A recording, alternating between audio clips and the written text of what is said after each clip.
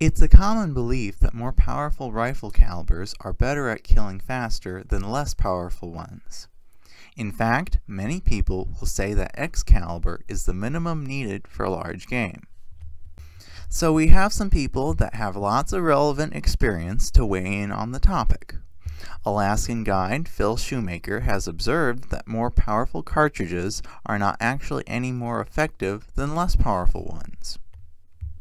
In fact, he knows a trapper that has hunted pretty much everything, including grizzly bears, with a 22-250.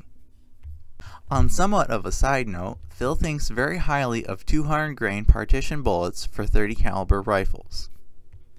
Ron Spoomer and his friends have hunted more than a few moose.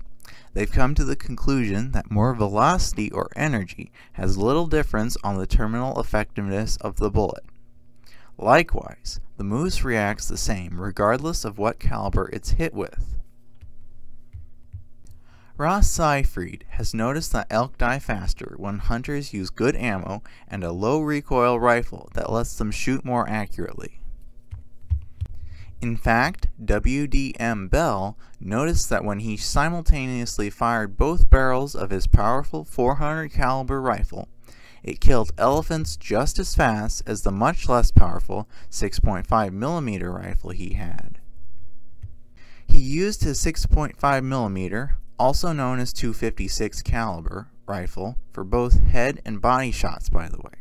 He was very specific that it was very capable as long as the shot was accurate. On the top, we have the time it takes to kill or down large game with a rifle. On the bottom, we have a similar chart for handguns. If caliber mattered to any significant degree, a very powerful rifle should kill much faster than a handgun.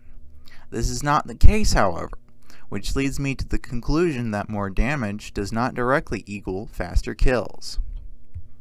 What damage does give you is more of a margin for error.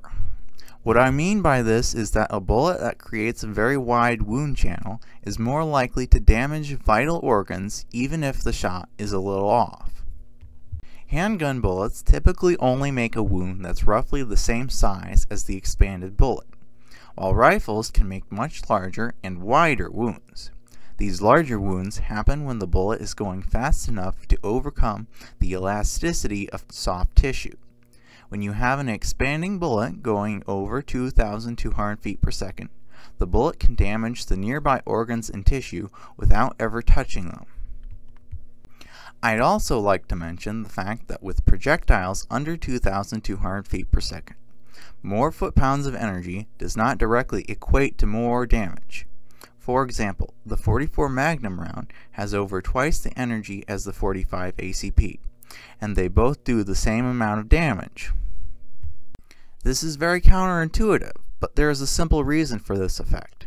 The energy is effectively being wasted on stretching tissue that will return to its original shape. Speaking of wasted energy, some people believe that it's better to have a bullet that stays inside the animal instead of exiting it. The reasoning behind this belief is that all of the bullet's energy has been transferred into the animal and no energy has been wasted. This theory also applies to non-expanding bullets, so I'll use non-expanding bullets to illustrate a point. Let's say we have a hard cast lead bullet that penetrates halfway through an animal. If we double the energy of that bullet, it should penetrate completely through the animal. This bullet now does the same amount of damage as two bullets that only pass halfway through.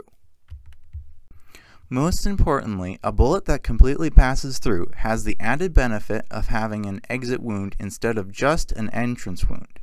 Even if you have a big bore rifle, you can't rely on just the entrance wound to make a good blood trail. In short, I wouldn't worry at all about the energy that is wasted when the bullet leaves the animal's body. Many people don't want the animal to run far after they've shot it. In fact, people will try to use the distance the animal travels as a measurement of the effectiveness of the bullet. First of all, if you shoot the same bullets in the same place on two different deer, you can get very different results. Second of all, I believe distance is the wrong way to measure effectiveness. You can have a deer that doesn't go very far, but is still upright and alive for a long time. Likewise, you could also have a very fast deer that runs far but dies quickly. I'd like to take a minute to mention hydrostatic shock. This is the effect you see when an animal drops instantly, but you haven't shot it in the nervous system. What is happening is that the bullet has caused a pressure wave to travel through the animal. That pressure wave then damaged the nervous system and caused the animal to drop instantly. You can try to select calibers or bullets that are more likely to cause this effect, but at the end of the day, it's still a game of chance whether it will happen or not. Other factors, like your ability to shoot well, are much more important, and you should focus on them instead. Good shot placement reliably leads to faster kills. If you really don't want your game to run off, make sure to hit it in the central nervous system, i.e. the brain or spine. In fact, good shot placement and penetration are the only things that you absolutely need to have. Expansion is good, but it's not absolutely necessary. This is why people can use both bows and non-expanding dangerous game bullets with great success.